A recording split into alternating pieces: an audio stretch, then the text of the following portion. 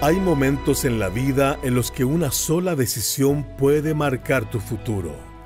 Bienvenido a Sabiduría para el Corazón con el pastor Stephen Davey en la voz y adaptación de Daniel Cuquín. Hoy, en nuestro estudio del Evangelio de Lucas, veremos a multitudes que, después de presenciar milagros sorprendentes, todavía exigían más pruebas. Pero lo más impactante no fue su demanda, sino la respuesta de Jesús.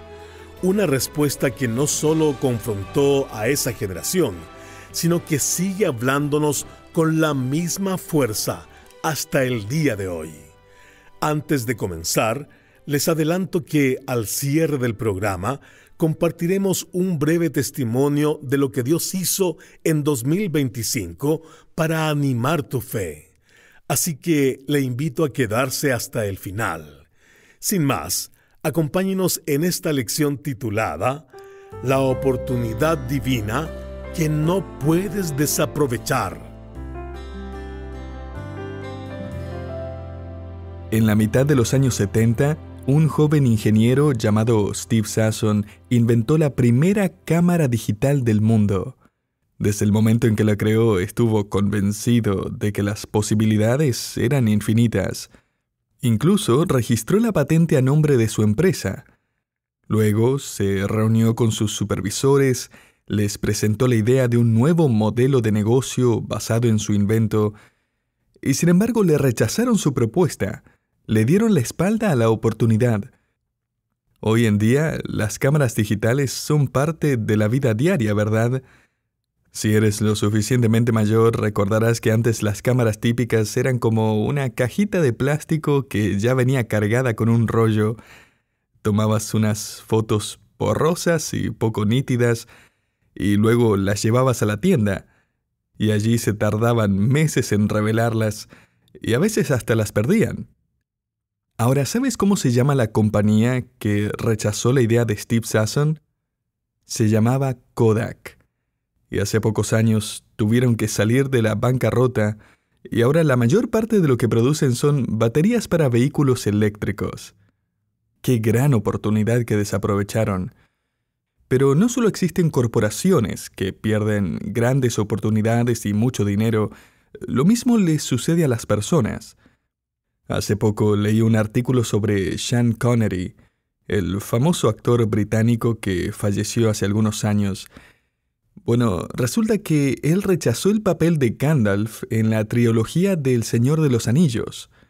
Dijo que no entendía bien la trama, que no estaba muy impresionado, pero los productores insistieron. De verdad querían que él fuera Gandalf, así que le ofrecieron $30 millones por hacerlo. Y se negó.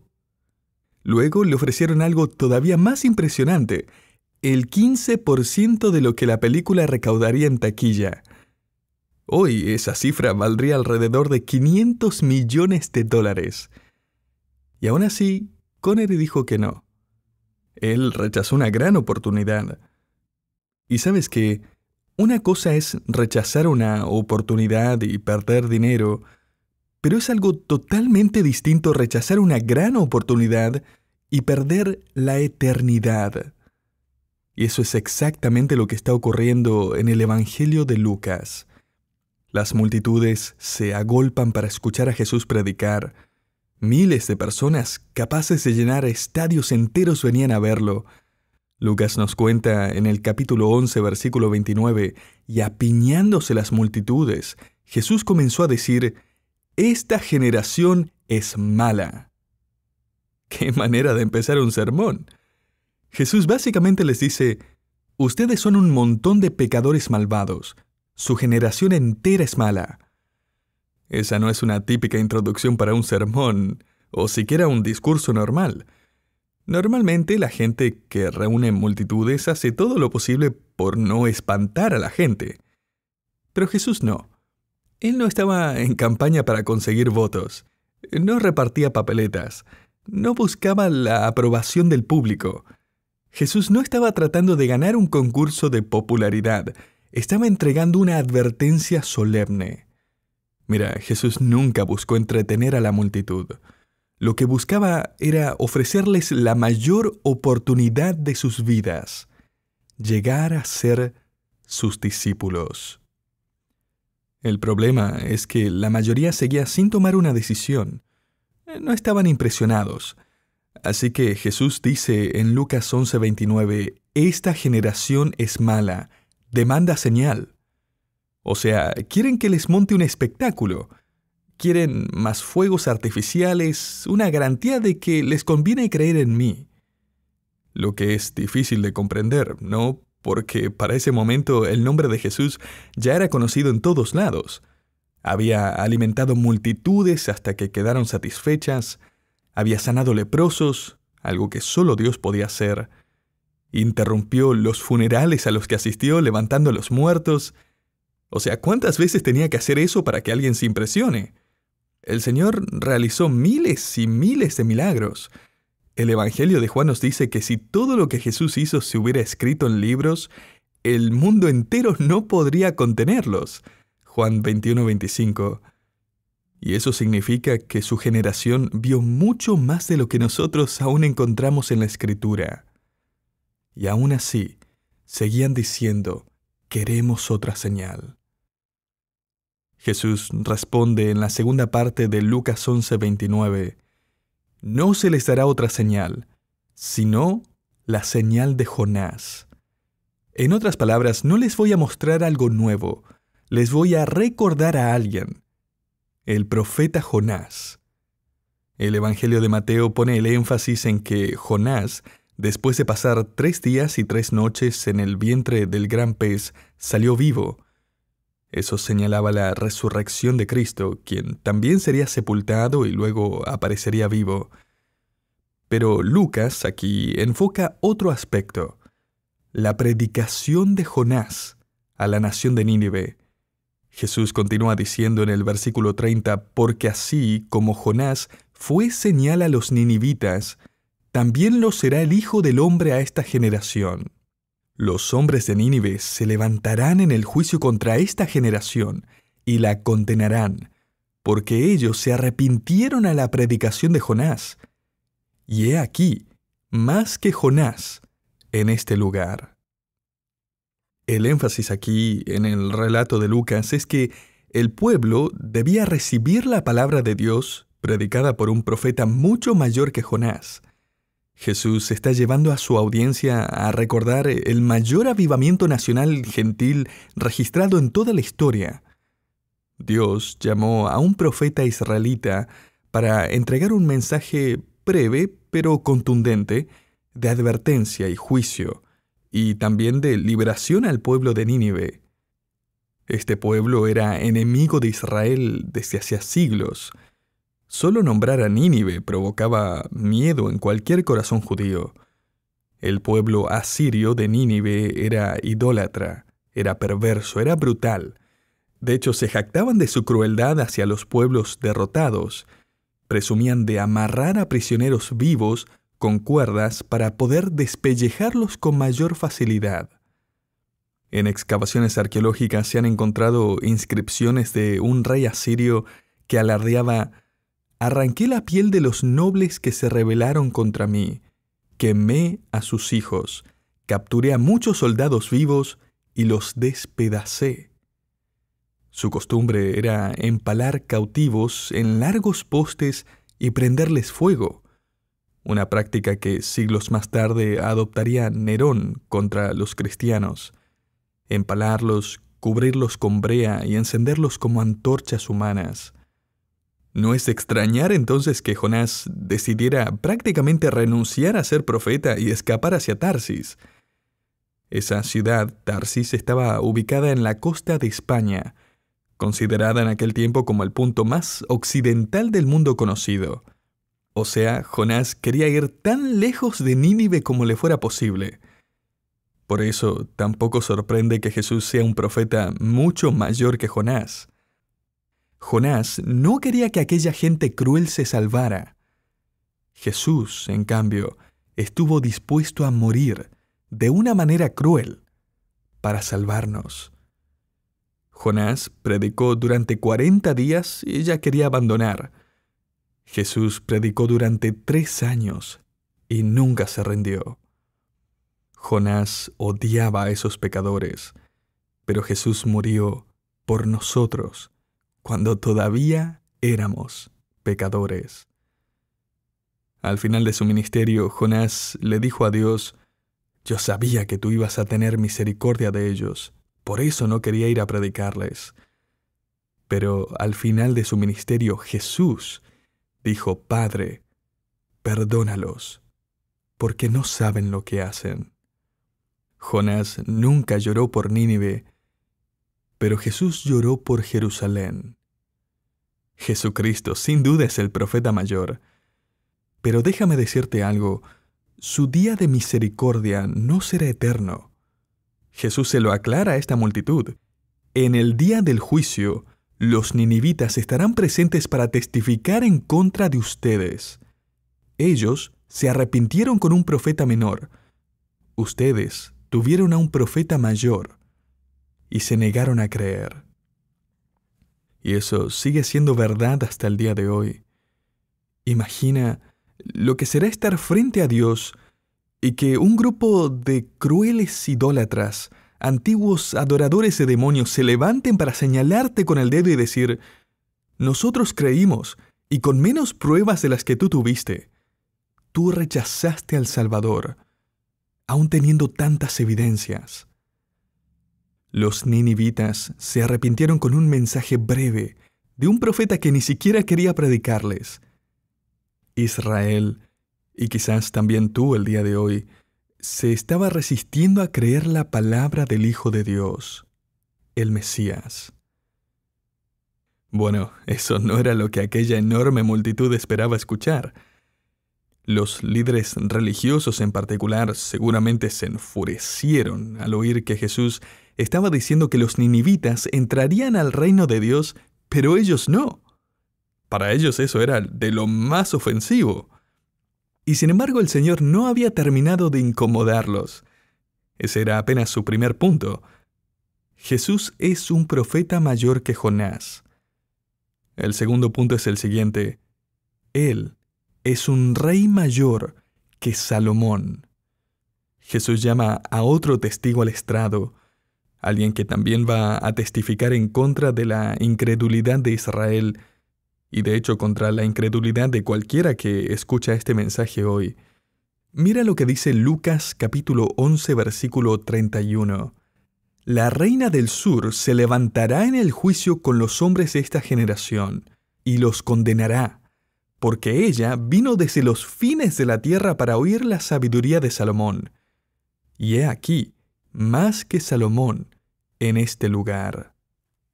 Entonces Jesús es el profeta mayor y ahora declara ser el rey más sabio.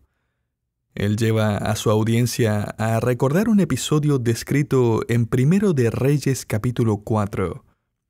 Allí leemos que la sabiduría de Salomón fue un regalo de Dios.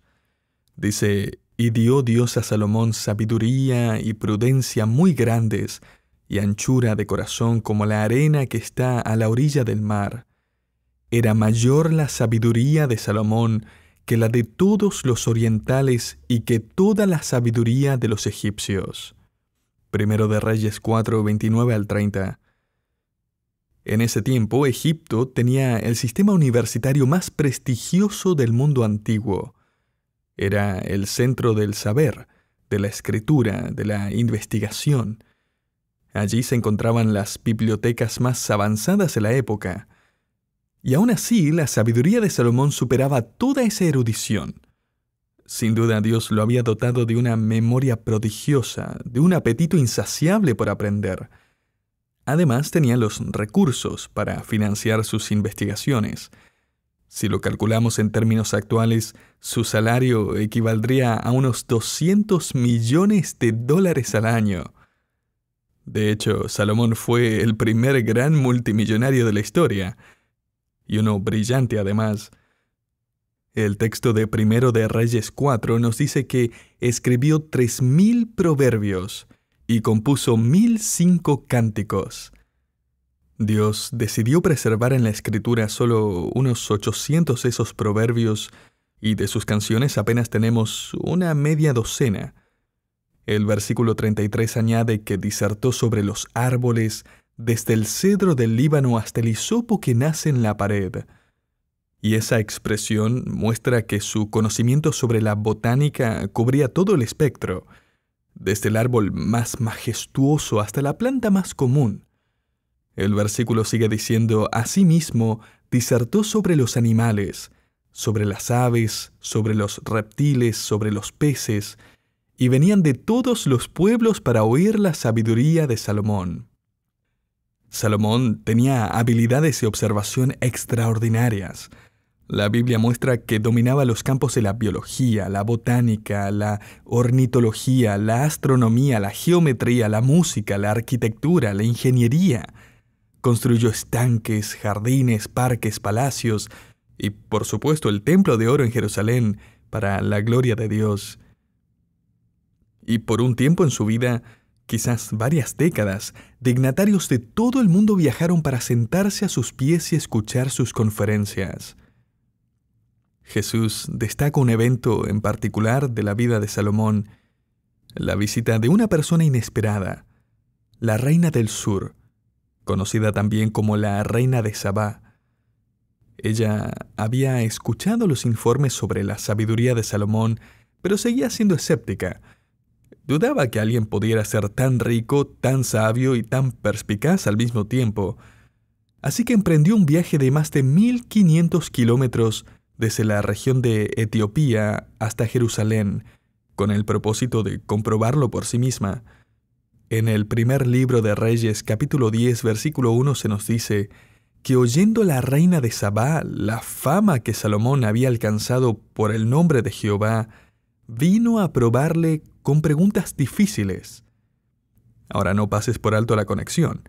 Eso era exactamente lo que los líderes judíos estaban haciendo con Jesús. Estaban probándolo con preguntas difíciles, intentando ponerlo a prueba. Pero Jesús es un rey mucho más sabio que Salomón. Y a diferencia de él nunca se desvió de la verdad, nunca dejó de cumplir la voluntad de su Padre, nunca se distrajo con las riquezas o los placeres de este mundo. Y a diferencia del reinado de Salomón, su reino no es pasajero, es eterno. Ahora bien, en 1 de Reyes 10 se describe la visita de esta reina de esta manera. Mira lo que dice el versículo 2. Y vino a Jerusalén con un séquito muy grande, con camellos cargados de especias, y oro en gran abundancia, y piedras preciosas. Y cuando vino a Salomón, le expuso todo lo que en su corazón tenía. Y Salomón le contestó todas sus preguntas, y nada hubo que el rey no le contestase. Y cuando la reina de Sabá vio toda la sabiduría de Salomón, ya no quedó más aliento en ella. Entonces dijo al rey: verdad es lo que oí en mi tierra de tus cosas y de tu sabiduría, pero yo no lo creía hasta que he venido, y mis ojos han visto que ni aún se me dijo la mitad. Los eruditos bíblicos se han preguntado si las palabras que pronunció más adelante la reina de Sabá fueron en realidad una confesión de fe en el Dios vivo y verdadero. Pues bien, según la declaración de Jesús en Lucas 11, no creo que haya razón para dudarlo. Jesús le dice a esta enorme multitud, compuesta en su mayoría por judíos, que en el día del juicio final, Él llamará a 2 testigos al estrado: los ninivitas que se arrepintieron y la reina de Sabá. ¿Y notaste el detalle? Ambos testigos que confirman la gloria y la sabiduría del Mesías son gentiles. Gentiles que reconocieron la oportunidad de sus vidas y la aprovecharon. El pueblo judío, en cambio, tenía frente a sus mismos ojos al Hijo de Dios y lo estaban rechazando. Mira, no hacían falta más señales, no se necesitaban más milagros. Aquellos ninivitas idólatras, adoradores de demonios, se habían vuelto a Dios con muchísima menos evidencia de la que esta multitud estaba recibiendo de labios de Jesús. Y lo mismo sucedió con aquella reina extranjera. Y de paso, ellos tenían menos evidencia de la que tú y yo tenemos hoy. Ellos no tenían una Biblia. Tú sí la tienes. Ellos no conocían el relato del nacimiento del Mesías. Tú sí lo conoces. Ellos no contaban con el Evangelio de Lucas, que revela su deidad. Tú lo tienes en tus manos. Ellos no tenían testigos de la cruz y la resurrección. Tú sí los tienes registrados en la Escritura. Ellos no tenían creyentes alrededor que testificaran de la verdad de la palabra de Dios. Tú sí los tienes. Ellos no tenían iglesias, ni escuelas bíblicas, ni recursos a su alcance. Tú sí. Ellos no tenían 2000 años de historia de la iglesia como evidencia del Espíritu de Dios obrando. Tú sí. ¿Qué más necesitas? Jesús está diciendo aquí, si me rechazan a mí, al profeta mayor, al rey más sabio, entonces no hay nada más que añadir. No hay más pruebas, señales, prodigios que dar. Rechazarme es cerrar los oídos a la revelación más clara de Dios. Y si aplicamos este texto a quienes escuchan hoy la voz de Cristo, el mensaje para el incrédulo es claro. No necesitas otra señal. No necesitas más pruebas. Ya tienes su palabra. Tienes la palabra del profeta mayor. Tienes la sabiduría del Rey eterno. Así que no rechaces la oportunidad de tu vida, la oportunidad de convertirte en un discípulo de Jesucristo. Esa decisión no solo marca tu presente, determina tu destino eterno. Y para el creyente, el mensaje también es directo. Tú tampoco necesitas algo más del Señor. Lo que necesitas, ya lo tienes. Tienes su palabra. Tenemos todo lo que necesitamos para vivir conforme a lo que ya sabemos. Así que obedezcamos. Obedezcamos lo que ya hemos aprendido. Confiemos en Él hoy, mientras le seguimos cada día. Me gustaría cerrar con una ilustración que nos muestra cómo una sola decisión puede marcar una dirección en la vida que sigue dando fruto hasta el día de hoy. En el siglo pasado, a un joven evangelista se le presentó la oportunidad de dirigir un programa radial muy popular en aquel entonces llamado Cánticos en la Noche. Mantener el programa al aire costaba bastante dinero, pero este joven estaba tan convencido de la importancia de predicar el Evangelio que decidió reducir parte de su propio salario para ayudar a pagar los gastos de transmisión. Económicamente no tenía sentido, pero tenía el deseo de predicar el Evangelio y sabía que espiritualmente esta era una gran oportunidad de proclamar el mensaje de Cristo. Poco después, se acercó a un reconocido cantante de himnos y le pidió que participara en el programa dirigiendo un coro en vivo durante la transmisión.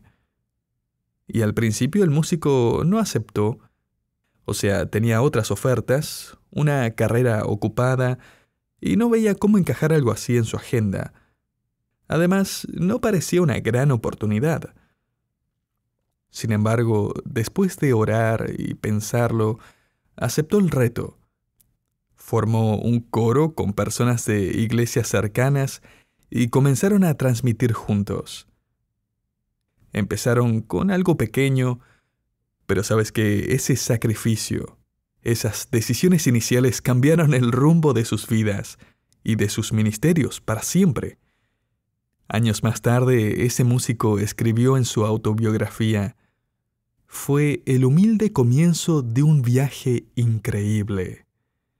Ese joven evangelista se llamaba Billy Graham, quien con el tiempo predicaría el Evangelio a más de 200 millones de personas alrededor del mundo, en estadios, campañas, transmisiones que alcanzaron a toda una generación. El cantante de himnos era George Beverly Shea, cuya voz profunda y conmovedora acompañó a Graham durante décadas, convirtiéndose en uno de los intérpretes de música cristiana más influyentes del siglo XX. Fue una decisión en la vida, una oportunidad que parecía pequeña, pero que produjo frutos eternos. Lo que nos lleva a reflexionar: ¿qué decisiones estás tomando hoy? Si aún tú no has creído en Cristo, no necesitas una señal más. No esperes otra evidencia. Te invito a clamar al Señor, allí mismo, donde estás, creyendo que su palabra es la verdad, reconociendo tu pecado y aprovechando esta incomparable oportunidad de recibir a Cristo como tu Salvador y Señor.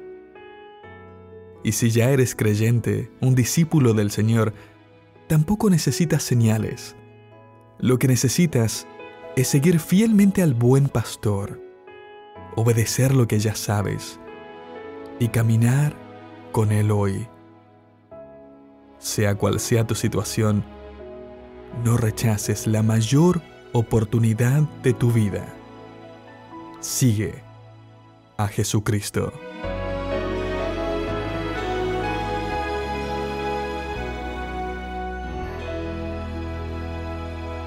Muchos en tiempos de Jesús dejaron pasar la oportunidad, pero tú y yo aún podemos responder hoy con fe y obediencia. Gracias por acompañarnos en Sabiduría para el Corazón, una producción de Sabiduría Internacional.